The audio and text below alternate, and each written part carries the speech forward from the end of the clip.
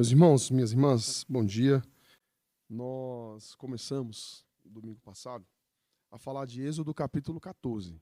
E eu quero convidar você a abrir a sua Bíblia novamente em Êxodo capítulo 14, que hoje nós vamos finalizar esse estudo. E fique na sua memória, Êxodo capítulo 14 é o capítulo central do livro de Êxodo, porque é onde acontece a travessia do Mar Vermelho, né? Tecnicamente, o capítulo central de Êxodo é o capítulo 20, né? Porque o Êxodo tem 40 capítulos, mas em relação à história, o grande evento que acontece aqui no livro de Êxodo, o primeiro grande evento é a travessia do Mar Vermelho.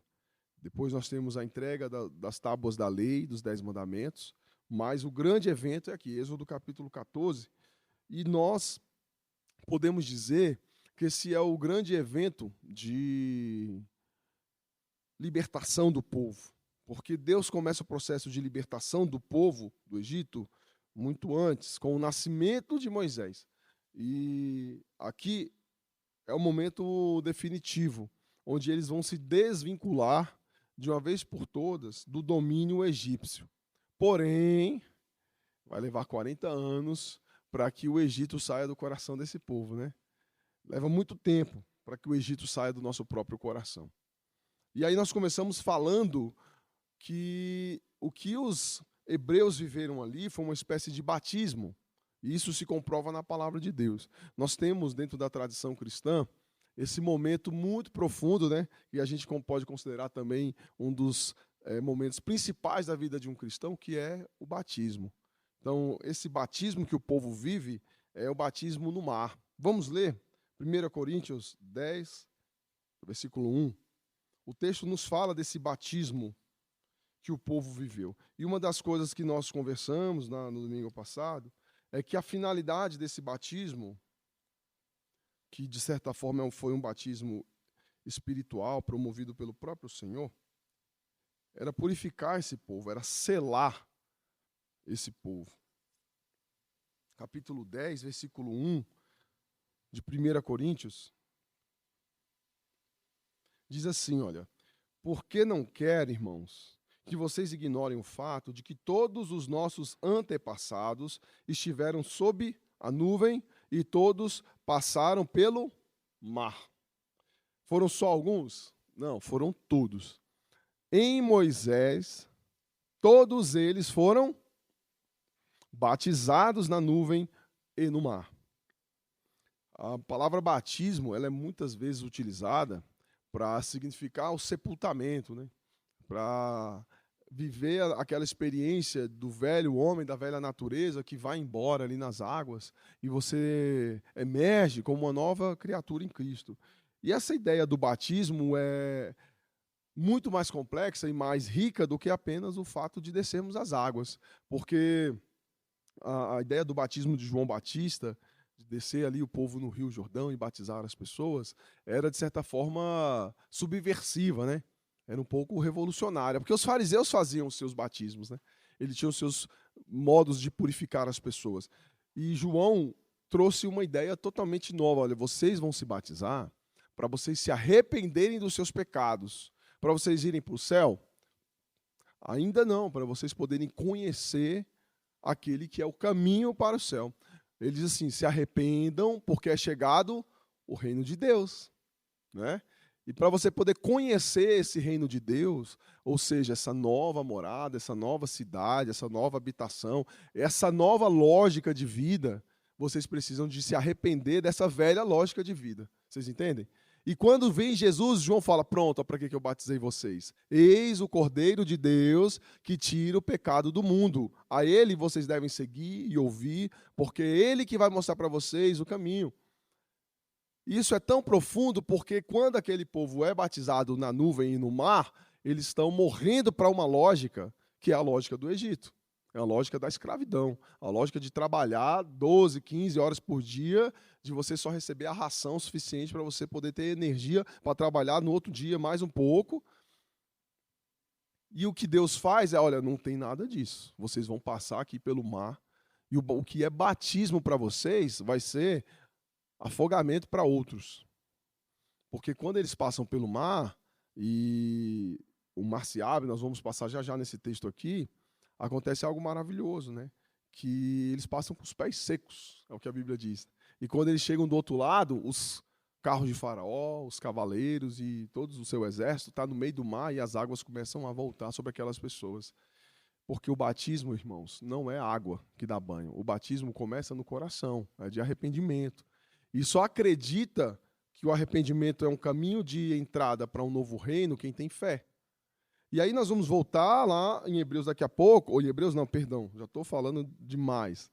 Vamos voltar lá em Êxodo, a gente vai entender que antes de entrar no mar, aquele povo teve que ter uma provação do seu próprio coração.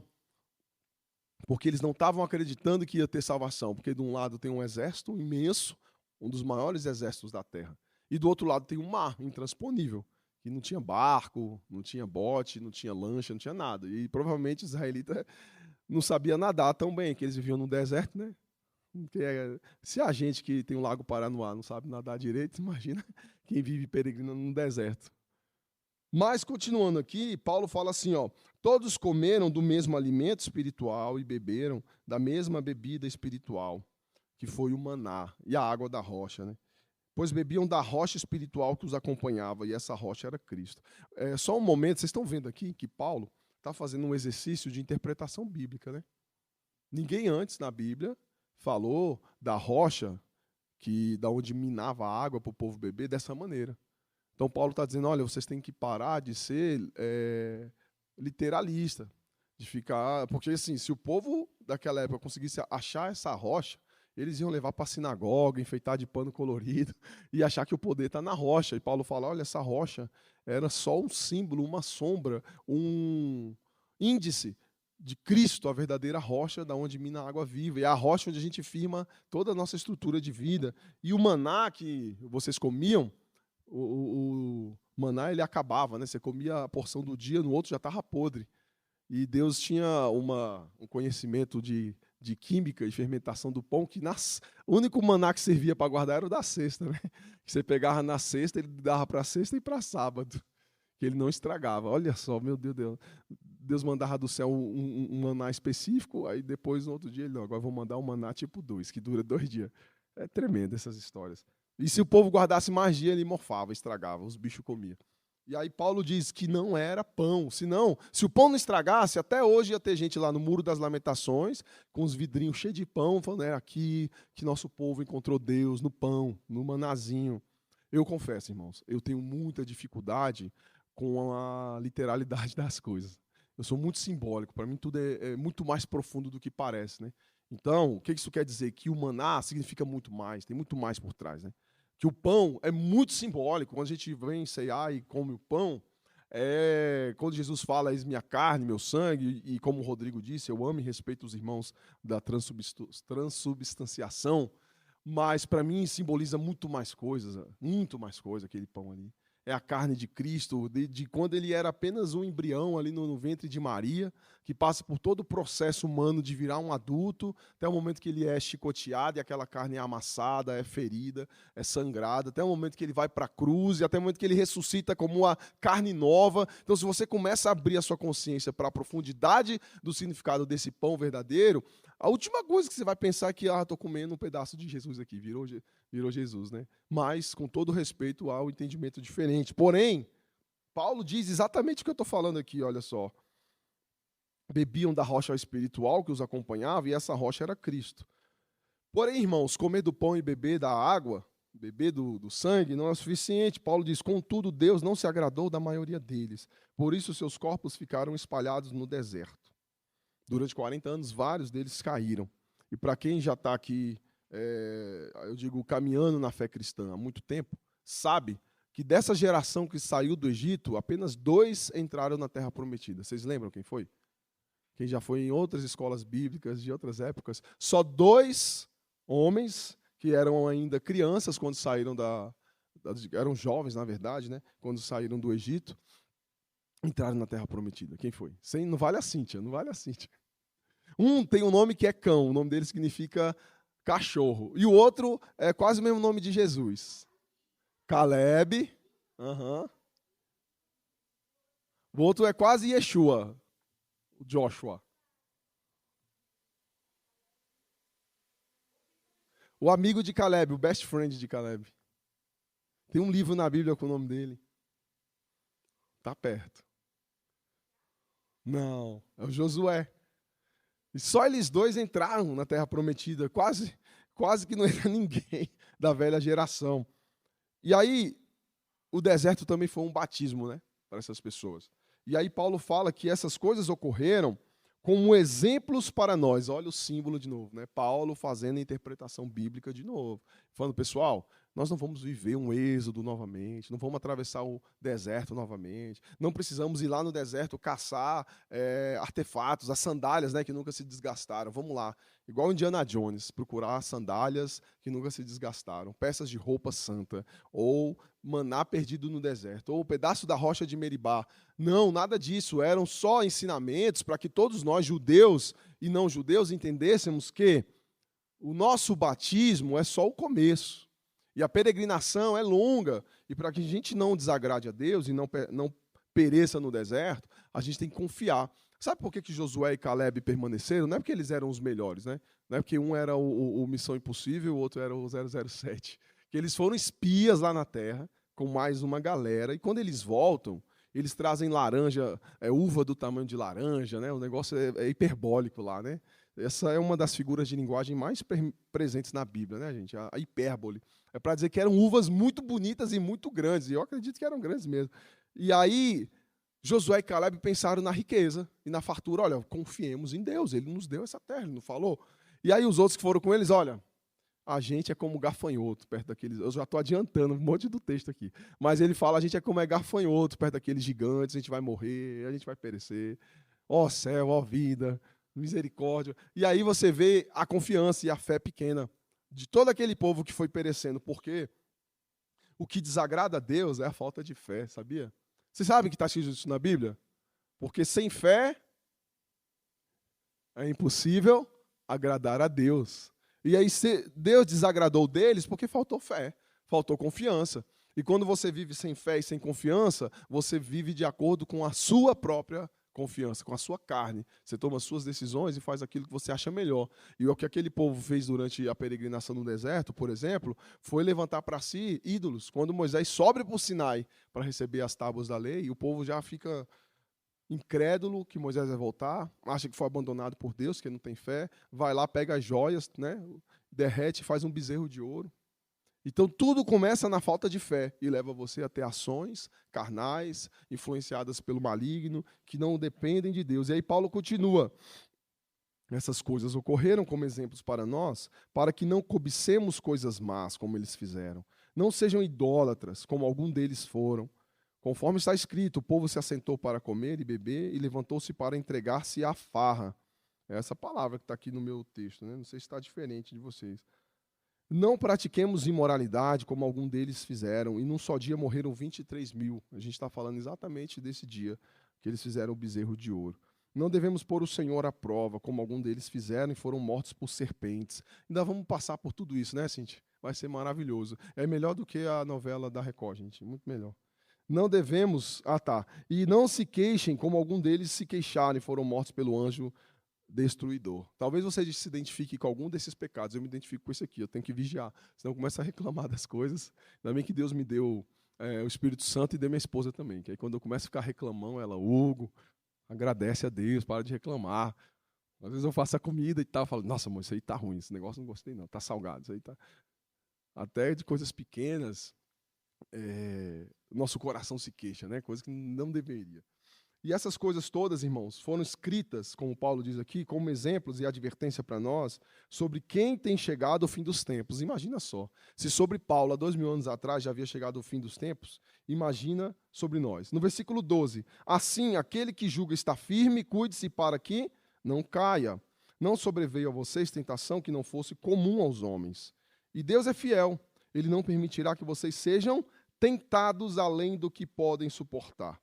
Mas quando forem tentados, Ele mesmo providenciará um escape para que o possam suportar. Voltemos lá em Êxodo, e tudo que Paulo escreve aqui É uma aplicação do texto de Êxodo, onde o povo foi tentado pelos seus próprios pecados.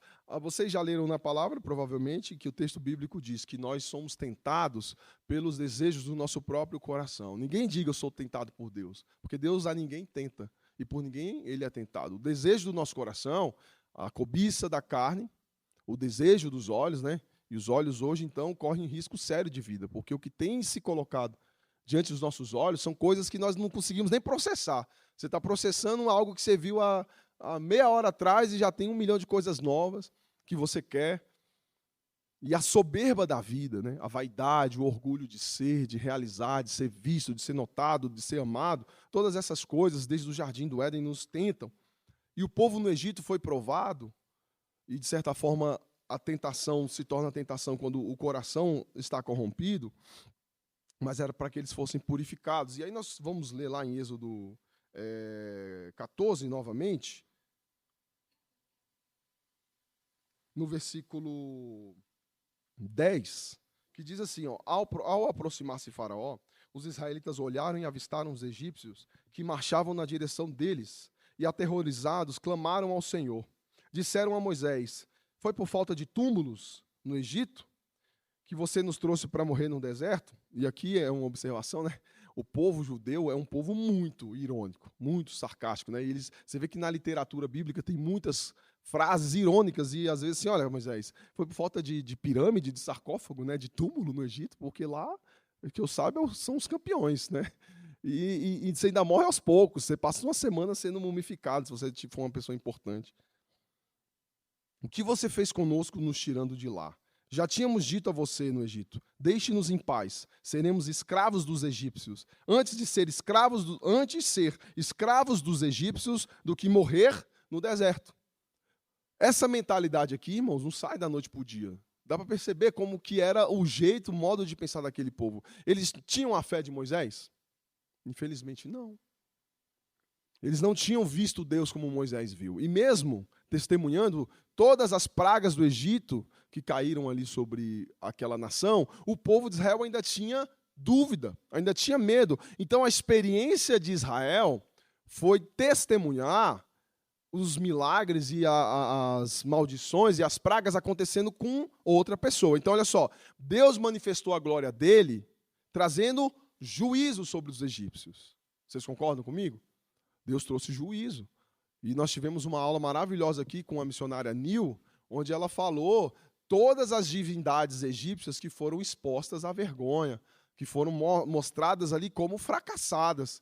Do Deus do rio até o Deus Sol, todos foram humilhados por causa desses sinais específicos. Deus poderia ter feito tudo de uma vez, mas ele fez cada praga, cada sinal de cada vez como juízo. Só que além de juízo, a glória de Deus, a graça, o poder e a bondade se manifesta também por meio de milagres e livramentos. E esse milagre e livramento que vem sobre o povo começa ali na última praga, quando Deus decreta a morte dos primogênitos.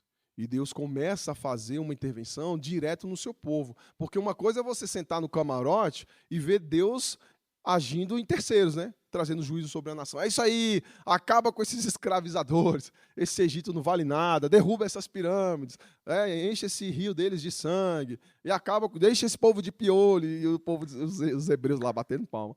Aí Deus fala, agora o negócio é com vocês vão ter que se preparar. Vocês vão ter que matar o cordeiro, e aí entra de novo o símbolo. Matar o cordeiro, Deus, não é porque a carne do cordeiro tem uma química diferente e ela chega aí no céu e faz um efeito especial diante dos anjos. Não tem nada disso. Existem pessoas que acreditam nessas coisas, né, alquímicas e herméticas, né, e ocultistas, que os elementos em si têm poder e que você consegue manipular a natureza e manipular a realidade, porque em si própria a realidade é carregada de energia e de magia, e tudo isso é mentira, pessoal.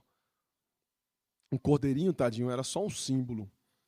E aí Deus fala, olha, vocês vão matar aí esse animal puro, limpo, e vão passar o sangue dele na porta, porque daqui a muito, muito tempo, esse símbolo, essa sombra, essa figura vai significar muito para essa nação que eu estou chamando de povo. Porque eu vou dar o meu próprio filho, e ele não é um cordeirinho, O meu próprio filho, o verbo vivo, encarnado, vai morrer e o sangue dele é que vai poupar vocês da morte. E além disso, vocês vão comer a carne toda do bichinho. Ah, entendi, Senhor, porque a carne tem proteína, aí vai dar força para a gente lutar contra os espíritos malignos. Eu já li isso num livro de batalha espiritual e me arrependo, mas quando a gente é jovem, não tem o que fazer e é curioso e acha que é assim. Aí é um livro famoso, que não vou falar o nome, para não deixar ninguém no mau caminho. Já foi pro lixo. E aí falava isso, que você tem que comer proteína, porque na guerra espiritual você se... Senhor, onde nós chegamos, né, pessoal? Tudo isso por preguiça de orar, de andar com Deus, de amar e cuidar das pessoas. Aí inventa um monte de magia gospel. Comer a proteína para poder lutar contra os espíritos malignos. E ainda tinha mais, contra os como é que fala? Os ocultistas. Chega. E aí a carne era para você entender que aquilo ali não era para sobrar nada, era consumir a vida inteira daquele animal. E ervas amargas, para eles lembrarem sempre de como foram amargos os seus dias em terra estranha. Olha o símbolo aí, gente. Está na nossa cara, né? E aí alguém fala, não, mas é porque quando eu como erva amarga, eu me sinto revigorado espiritualmente. Meu irmão, às vezes dá vontade de sair correndo. Isso é porque isso é só superfície. Se eu falar o resto das mandingas e simpatia gospel que eu conheço, vocês choram comigo.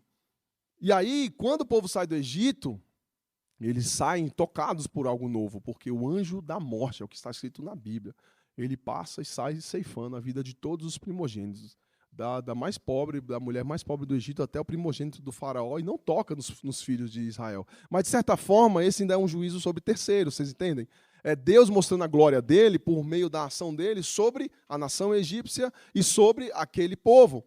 Porém, quando eles saem do Egito e começam a caminhar no deserto, começam a viver um fenômeno que se chama "tô lascado". Por quê?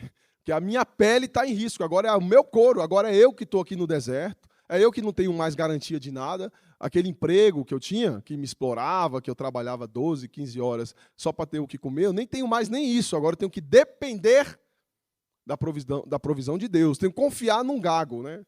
Eu falo gago, pessoal, mas a gente não sabe o que Moisés tinha, né? Ele tinha um peso na palavra, um jeito de falar que não era o dos melhores, e quem era o porta-voz era Arão, e o povo estava em dúvida.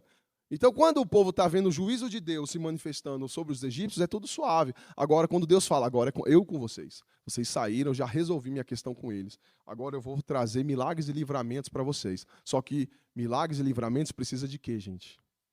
De fé. Jesus falou que lá nas cidades como Cafarnaum, ele não operou muito mais sinais e milagres. Por quê?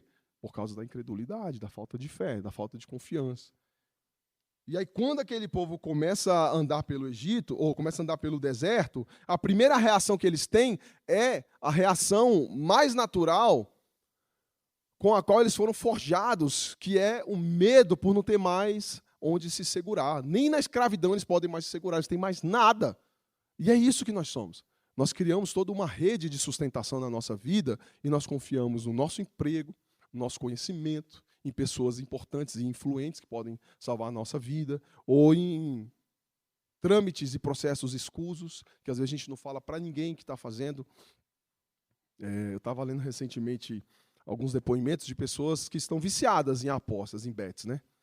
Que em nome de Jesus, se você está jogando esse negócio escondido aí, ou até à vista, pare enquanto é tempo. Mesmo que você, mas não sou viciado, Hugo, mas isso mostra a sua falta de confiança em Deus. Você tem que confiar no azar. O nome não é jogo de sorte, né? É jogo de azar. Você está confiando no azar. E duvidando da providência de Deus e gastando o seu dinheiro naquilo que não é pão, né? Eu posso citar 100 versículos para você parar de jogar, mas que o Espírito Santo convença seu coração, porque não é por força nem por violência, né? E aquele povo, como nós, arrumou algo em que confiar, e na hora que não tem mais nada, não tem o pai, a mãe, não tem mais o emprego, ou a saúde de ferro, né? O corpo de fisiculturista, de atleta, não tem mais nada, está num lugar estranho, eles colocam a culpa em Moisés. Fala, foi tu, Moisés. A gente te falou que a gente preferia ser escravo, explorado e morrer lá do que vir para cá para passar fome, passar raiva e ainda ficar entre o mar e o exército, entre a cruz e a espada. A culpa é tua. E aí Moisés, no versículo 13, diz assim: não tenham medo, fiquem firmes e vejam o livramento que o Senhor trará hoje, porque vocês nunca mais verão os egípcios que hoje vêm. É um homem de Deus, né, rapaz, que anda com o Senhor. Fala, ó, vocês não têm que confiar nessa lógica de vida que vocês traziam. O Senhor quer trazer um novo reino, uma nova vida. E vocês vão passar por isso de uma forma tão absoluta que vocês nunca mais verão, nem sombra disso. E aí quando eles avançam, Moisés ainda fala assim, né? O Senhor lutará por vocês, então somente acalmem-se. Ou seja, não usem as ideias de vocês, né? Usem as experiências, os conhecimentos que vocês têm, que isso aqui não serve para nada. Só se acalmem, confiem, parem, descansem. Se tem uma coisa que esse povo tinha desaprendido completamente, era o descanso.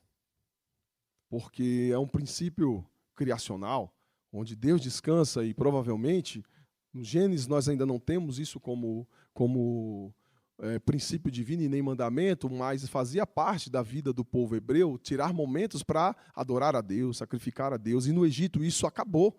Porque o Egito tinha essa lógica da produtividade, do desempenho, da escravidão. Qualquer semelhança com o nosso tempo é mera coincidência, né? O que, Hugo? Eu tenho que ter tempo para ficar com os irmãos, louvando e cantando, eu tenho mais o que fazer. Claro, irmão, você está no Egito, né? Você tem mais o que fazer mesmo. O Egito precisa de você. Ele não precisa só do seu corpo, ele precisa da sua alma, da sua mente, de você inteiro. Porque o dia que você sair, eles não precisam nem de mandar capanga te buscar, você volta com as próprias pernas. Pesado, né, irmãos, isso? Eu estou falando que é para mim também. Quantas vezes eu fui nesse caminho de achar que a lógica do Egito faz mais sentido, porque é nossa mente cauterizada que não consegue ver um reino novo. E aí, quando Moisés avança e o povo avança, ele age apenas como veículo sobrenatural de Deus. Ele não é o operador do milagre, é Deus que opera. E o mais bonito ainda é que Deus usa essa ocasião para aperfeiçoar a paciência e a confiança do povo. Porque as pragas do Egito não serviram para aperfeiçoar a paciência e a confiança do povo. Deixou o povo instigado, deixou o povo animado. Opa, eu vou, olha que eu vou. E é geralmente assim, né? Alguém vem e fala de Jesus, Jesus entra na sua vida e começa uma obra e você vai. Aí quando você chega, fala, meu filho, agora eu tenho que desenvolver em você a paciência. E para quem conhece a Bíblia, a paciência só vem mediante o quê, gente? Paulo diz assim, né? A Josi já sabe de cor ali, ó. Porque a tribulação é que produz o quê?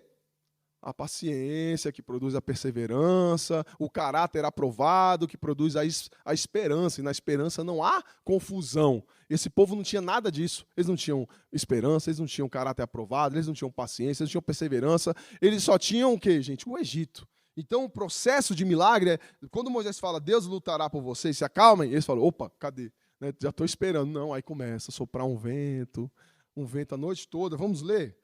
Onde é que está escrito isso daqui? No versículo 26. Mas o Senhor disse a Moisés, estenda a mão sobre o mar para que as águas... desculpa, não, eu pulei aqui, gente, desculpa. Versículo 21. Então Moisés estendeu a mão sobre o mar, e o Senhor afastou o mar e tornou em terra seca, com um forte vento oriental que soprou toda aquela noite. As águas se dividiram e os israelitas atravessaram pelo meio do mar em terra seca, tendo uma parede d'água à direita e outra à esquerda. Agora sim eles estavam colocando a pele em risco. Agora era uma coisa entre eles e Deus. Agora estavam assim, é tudo ou nada. Se essa parede de água cair, meu amigo, eu morro. Eu tenho que confiar que ela vai ficar de pé. É o batismo que você está passando agora. E está difícil, não está? Eu sei que todos nós estamos passando por um batismo diferente. Só que sabe qual é o efeito espiritual do batismo? Ele nos une num só propósito. Quando o Paulo fala sobre o batismo, ele fala também que nós somos batizados no corpo de Cristo quando nós somos batizados nas suas tribulações. Quando nós somos batizados na tribulação de Cristo, ou seja, somos imersos nas tribulações de Cristo, significa que nós começamos a pertencer ao corpo de Cristo. E quando esse povo passa pelo batismo do mar e da nuvem, significa que Deus está unindo esse povo de verdade. Não é mais cada um por si, cada cabeça uma sentença. É todo mundo debaixo da mesma água, todo mundo debaixo da mesma nuvem, para que todo mundo esteja debaixo do mesmo Deus. E eu critiquei, né, no domingo passado, para variar, eu criticando, A galera que pega um avião e vai lá para o Jordão, dois cabas, vão lá, eu te batizo e tu me batiza. E depois voltam, cada um vai para sua casa e tudo bem. Ó, que maravilha. Nos batizamos nas águas mágicas do Rio Jordão. Nem criança que assiste os Padrinhos Mágicos acredita nisso. Tem homem barbado achando que isso é o batismo e faz vídeo e posta no Instagram. O batismo é para nos unir. E não só unir no sentido de pensar igual. É para nos unir, para a gente caminhar juntos no mesmo deserto. Aí é que é difícil, né? Porque o Egito ao qual nós vivemos fala assim, cara, só se une com os 5 melhores. Negócio de andar com o povo. Olha o povo dessa igreja. Cada um pensa uma coisa, cada um faz aquilo que quer. Tem gente que faz, gente que não faz. Não, essa igreja pega os 5 melhores ao seu redor, que você vai ser melhor que eles. Não tem esses discursos? E é bonito, né? É impressionante, claro, é isso que o Egito sabe fazer. Quem não se impressiona até hoje com as pirâmides do Egito? E quando o povo é batizado nessas águas, a Bíblia diz que no versículo 23, os egípcios os perseguiram e todos os cavalos, carros de guerra, cavaleiros do faraó foram atrás deles até o meio do mar. No fim da madrugada, do alto da coluna de fogo e de nuvem, o Senhor viu o exército dos egípcios e o pôs em confusão. E aqui, de novo, nós temos que saber que a linguagem do narrador, do escritor do livro, provavelmente Moisés, é numa perspectiva bem humana, né? Que ele viu, ele testemunhou que à madrugada, ao raiar do dia, a nuvem acompanhava o povo em que parte, gente? De dia ou de noite? A nuvem. De dia. E o fogo, a coluna de fogo? Só que, olha só, ele estava os dois. Ou seja, estava entre noite e dia, né? Olha que coisa bonita de se entender. Do alto da coluna de fogo e de nuvem, o Senhor viu o exército dos egípcios. E aí, fez as rodas dos seus carros começassem a soltar-se, de forma que tinham dificuldade em conduzi-los. Deus intervém. Talvez aquele povo só começou a entender o Deus que luta, o Deus que batalha as nossas guerras, quando eles começaram a ver na sua própria pele os respingos de água ali, né? Quando eles começaram a ver os peixes pulando do paredão de água e caindo, alguns já botando peixe no bolso, os mais espertos, os empreendedores. E eles começaram a falar, cara, isso é sério, está acontecendo. E os perseguidores, os adversários, com os carros de alta tecnologia, como se eles tivessem tanques de guerra russo lá, começando a se desbaratinar, eles, meu Deus, está acontecendo. E às vezes, irmãos, a nossa vinda à igreja é como espectador, porque é confortável, que a gente não precisa pôr a pele em risco. E a gente vem para um culto, vem para o outro, e quando vê, passou 3 anos. E alguém falou, nossa, e lá, como é que você trabalha, você serve lá? Não, eu vou assistir os cultos. Eu não posso pôr minha pele em risco. É triste, porque você não está vivendo o batismo. O batismo necessário para andar como um só povo. O batismo necessário para andar como um só povo que reconhece a grandeza de Deus, porque o objetivo de Deus era, quero tirar o meu povo do Egito para que eles vão me adorar. Não tem como adorar a Deus se não for mediante o batismo e mediante a peregrinação como um só povo. Adoração self-service, à la carte. Eu não estou falando de adoração, irmãos, cantar, né, na igreja. Adoração, a palavra no grego é proskineo, que é prostrar-se. Uma das interpretações da palavra era usada, inclusive, quando um escravo, um servo, se ajoelhava diante do Senhor, estendia a mão e falava assim, em que posso ser útil?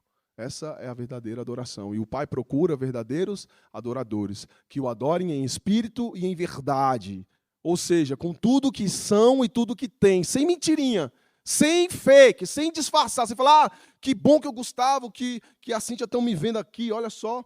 Eles vão saber que eu tô na igreja, estou com a roupa de ver Deus, que está tudo bem na minha vida. E não está, porque sem peregrinar, sem confiar em Deus, sem ver na própria pele as gotinhas do paredão de água, e aí é simbólico que eu estou falando, não tem como caminhar com Deus. Só Deus sabe a dor que é você continuar firme, perseverando, eu vou chegar na terra prometida. Mas eu estou quase me afogando com essa doença.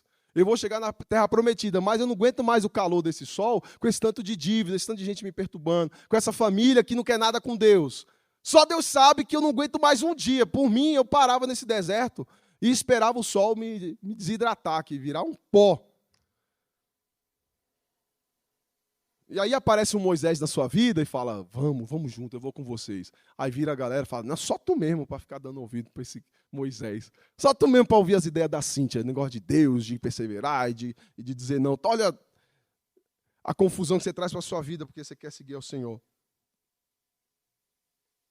Irmãos, a aprovação e esse fogo do batismo, olha, ainda tem um batismo com fogo, né? Olha o tanto de batismo que a gente passa quando a gente quer. E o batismo não é só uma palavra, gente, é uma experiência concreta, né? O batismo, eu gosto de pensar o seguinte, vamos abrir lá em 2 Coríntios 2,15, de que quando as águas caem, quando todo mundo ali atravessa o mar, né, sejam os hebreus e sejam os egípcios, o efeito é diferente, né? Os hebreus vivem e os egípcios morrem. Lá em 2 Coríntios 2,15, vamos começar do 14, que diz assim, olha, mas, graças a Deus, que sempre nos conduz vitoriosamente em Cristo, e por nosso intermédio, exala em todo lugar a fragrância do seu conhecimento. É isso que acontece quando você peregrina e confia em Deus. A fragrância do conhecimento de Deus fica em todo lugar. Porque para Deus somos o quê, gente? O aroma de Cristo entre os que estão sendo salvos. É quem já está salvo, quem já está resolvido? Não, entre os que estão sendo salvos. E dentre os que estão sendo salvos, tem gente que lidera o caminho com Moisés e tem gente lá atrás querendo entrar numa carroça dos egípcios. Mas todo mundo está junto, né? Estão sendo salvos. E estar sendo salvo, inclusive está na ordem passiva, porque tem alguém agindo para salvar. Está sendo salvo pelo Senhor. E nós somos o aroma de Cristo para os que estão sendo salvos.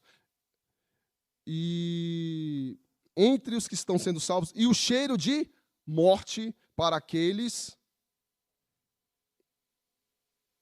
que estão perecendo.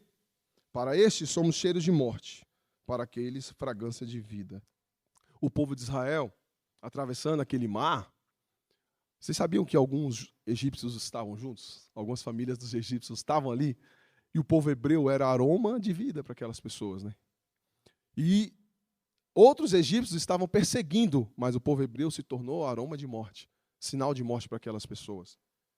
E assim nós vemos que o mesmo mover, ele amolece ou endurece o coração. A mesma água quente que está fervendo na minha vida e na tua vida, na minha casa e na tua casa, vai pegar quem tem coração de legume, né, que aparentemente é casca grossa e dura, e vai amolecendo, né?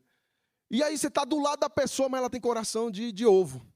A mesma água que está caindo em você está te deixando mais mole para Jesus, igual uma beterraba, igual uma abóbora. O troço duro é abóbora, né? Mas, cara, 4 minutinhos na pressão, acabou a abóbora, ela vira, desmancha e mistura tudo.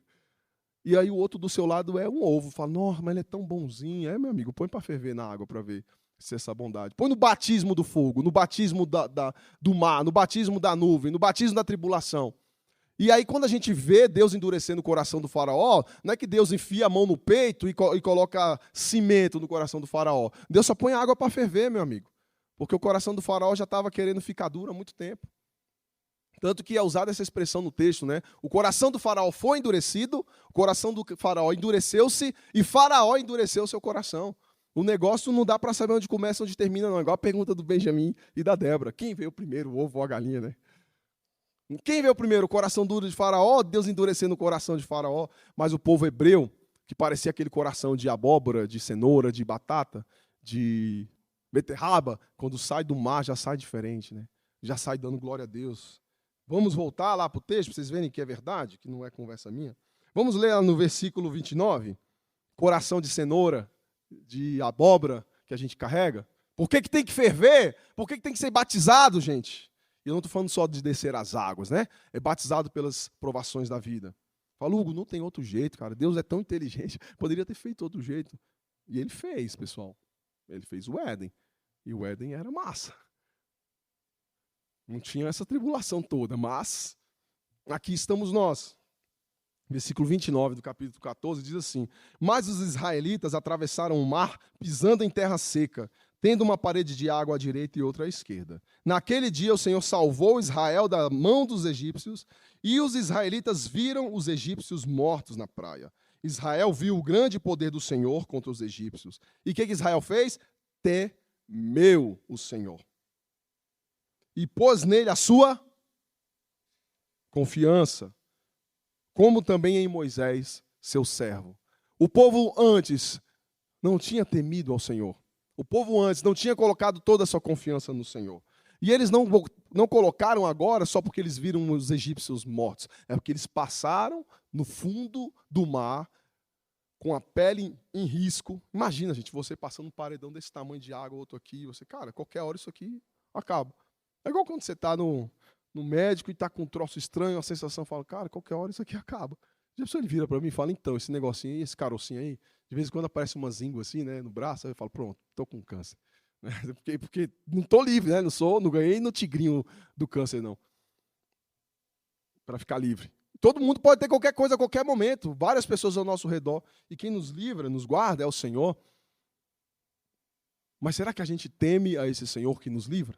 Será que a gente confia nesse Senhor que nos livra? Porque depois de todo esse processo de intervenção, o Senhor faz com que aquele povo tema mais e confie mais, porém a gente vê que nos 40 anos seguintes o povo ainda volta atrás. Por isso que o processo é até chegar na terra prometida. E aí, por que está falando isso? Porque Paulo interpretou isso primeiro do que eu. Falou, irmãos, eu estou falando aqui que o êxodo é uma lição para a gente. A gente vai atravessar o deserto até o dia de chegar na terra prometida. E vai ter gente que vai olhar para a terra prometida e falar, eu que não vou para lá. Você acredita, pessoal? Eu que não quero esse lugar cheio de gigante.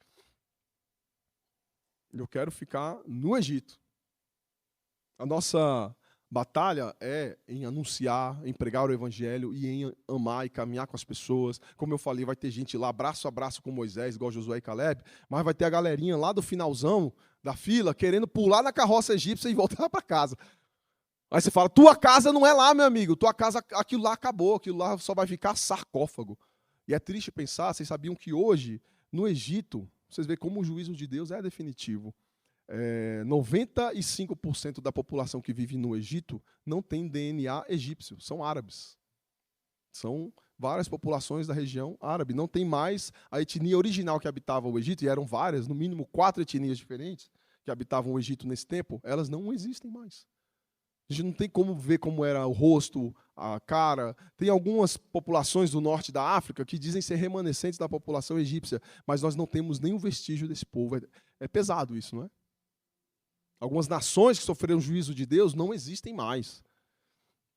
E como Paulo diz, tudo isso, irmãos, é para que foi exemplo para nós, para que nós não esqueçamos o Deus que nós servimos, que é um Deus que intervém e que ele coloca a água para ferver, porque por essa água quente, é um símbolo, entendam o que eu estou falando, é onde ele opera os seus milagres, livramentos, mas também onde opera a manifestação de juízo. E, como eu falei domingo passado, o coração do homem endurecido é o pior juízo que tem, porque ele fica entregue aos seus próprios caminhos de destruição, como o Faraó, que era inflexível, insensível, que era um homem obstinado e manipulador. Para concluir, irmãos, esse mar que os israelitas precisavam atravessar separava eles não só da terra prometida, mas separavam eles da relação com Deus, da confiança de fé, da confiança que traz liberdade. Eles eram escravizados ainda. O mar prendia eles entre o deserto e Faraó, mas eles ainda estavam presos na sua falta de fé e no seu medo. A gente lê em Hebreus que Jesus vem para nos livrar da morte e do medo da morte. E ao abrir o mar, o Senhor tira o maior obstáculo do caminho do seu povo. Era a água, era a falta de confiança em Deus. O maior obstáculo, pessoal, na nossa vida não é a falta de dinheiro, não são nossos parentes difíceis, não são as pessoas chatas do nosso trabalho, não é o governo. O maior obstáculo na nossa vida é a nossa falta de confiança em Deus, a nossa falta de fé. Porque com a fé, com a confiança, a gente faz cada coisa, a gente vai em cada lugar impensável, a gente anda com gente impensável, né? A gente encara cada desafio. A gente gasta cada dinheiro que Deus manda e a gente confia. Deus está mandando, eu faço. Rapaz, mas você está louco. É porque a sabedoria de Deus é loucura para os homens. Essa desconfiança e esse medo eram muito maior e muito mais afogantes do que as águas do Mar Vermelho. Aí você está orando, pedindo a Deus um emprego, um relacionamento, uma cura, pedindo que o seu Mar Vermelho se abra. E talvez não vai abrir ainda, enquanto não for feita a primeira obra de abrir o primeiro mar, que é fortalecer a sua fé e confiança no Senhor. E a única maneira de vencermos essas batalhas que a vida tem nos colocado, seja no dia a dia ou na nossa mente e coração, é confiando em Deus, e a segunda coisa é descansando em Deus. Quem confia, descansa. A Débora e o Benjamin são crianças que chegam em casa, eles não devem pensar em mais nada, né? Eles já sabem que na hora certa eles vão comer. Isabela e o Guinho, eu tenho certeza, que toca a Alexa lá, Isabela, coma sua banana. Aí ela, ai meu Deus, tenho que ir no mercado comprar uma banana. Jamais, ela só vai lá na fruteira e pega a banana, porque ela confia que a banana vai estar lá, né? Né, Isabela? Quem comprou essa banana, será, né? Quando? Quanto foi? Ah, Senhor, eu estou querendo tanto. E deu, Hugo, confia. Se eu fosse falar para vocês as coisas que eu queria tanto e que não vem, que demora, eu falo, cara, mas é que realmente eu não estou ainda no ponto, né? Eu estou no mar ainda. Uma hora eu vou atravessar esse deserto, cara. E aí eu vou contar esse testemunho e os meus irmãos vão se alegrar comigo porque eles foram batizados junto comigo. Na nuvem, que não nos deixa, no fogo. Porque se não vier o livramento no coração, irmãos, se não vier o milagre no coração da gente, sabe o que vem? O juízo. O juízo não foi sobre a cabeça de Faraó. O juízo começou no coração de Faraó. E não foi Deus que pesou a mão no coração de Faraó. Foi o próprio coração pesado de Faraó que destinou ele a fazer ações desumanas. E se nós não tivermos batizados em Cristo, firmes em Cristo, peregrinando como povo, com a mente renovada, mirando a terra prometida, o pecado e o desejo e a dureza, a inflexibilidade, a sujeira, a maldade do nosso coração, quando entrar na panela fervendo, vai virar ovo duro.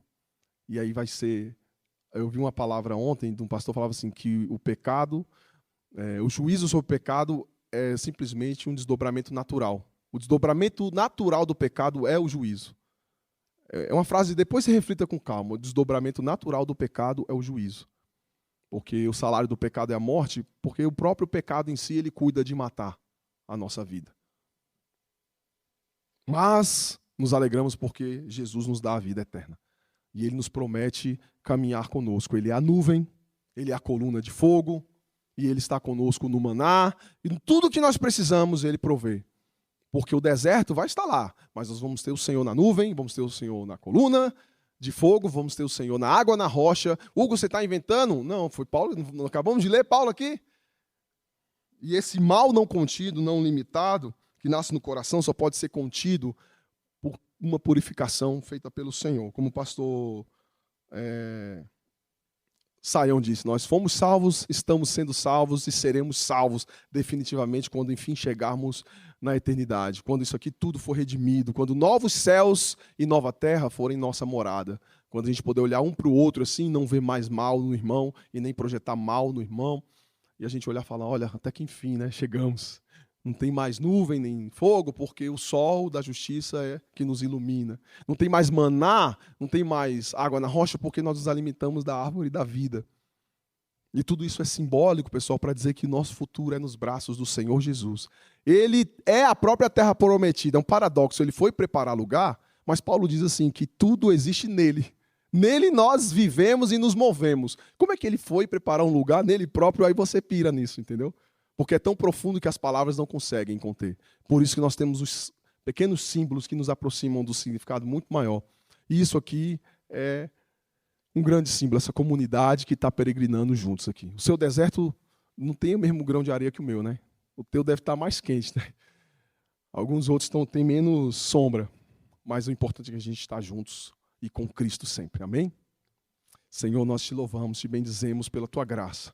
Nós sabemos, Pai, que essa peregrinação é longa, mas nossa alegria é saber que, assim como o povo no Egito, o Senhor está conosco. O Senhor abriu o mar e o Senhor está conosco na nuvem, no fogo, na rocha, no maná. O Senhor tem nos sustentado cada dia nas nossas dores, nossas lutas, nossas ausências, nas nossas limitações. O Senhor tem nos provado para nos aprovar. Obrigado por ver em nós, Senhor, filhos dignos de serem corrigidos e transformados à imagem e semelhança de Cristo. Que nosso coração permaneça flexível, quebrantado, porque um espírito contrito, um coração quebrantado, o Senhor não rejeita. Que nós não venhamos endurecer o nosso coração no dia da aprovação. Nos transforma até chegarmos à estatura, Senhor, de varão perfeito, pois tenho certeza que só o Senhor pode fazer essa obra. Ser com a tua igreja nessa manhã e sempre, que nós possamos anunciar esse amor, essa salvação, esse resgate da escravidão a outros e trazê-los, Pai. Que cada um no seu tempo atravesse o mar, seja batizado no mar e na nuvem, mas que todos cheguemos juntos na terra prometida em nome de Jesus. Amém. Glória a Deus, amados. Deus abençoe.